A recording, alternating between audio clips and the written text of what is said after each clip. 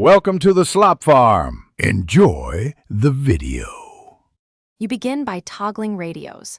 Turn on airplane mode for 5 seconds, then turn it off and re-enable Wi-Fi. This forces the phone to renegotiate hardware states. Once done, check the SSID and password you plan to use and confirm whether the device uses DHCP or a static IP so you don't lose settings while changing things. Reboot the phone to clear temp caches and make sure the battery is above 20%. Low power can throttle radios and confuse diagnosis. You now perform deeper actions. Open Wi-Fi settings, forget the problematic network, then re-add it using the exact security type, WPA2/WPA3, and correct password. Mismatched protection breaks handshakes.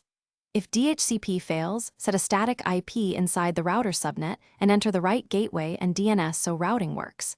Make sure to verify router frequency. Try both too. 4 and 5 GHz bands, and inspect the router firmware version, because outdated firmware can cause handshake issues. You finish by clearing cached network data.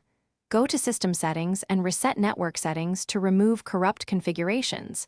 This resets Wi-Fi, Bluetooth, and mobile APNs. Then test the same SSID with another device to determine whether the issue is the phone or router.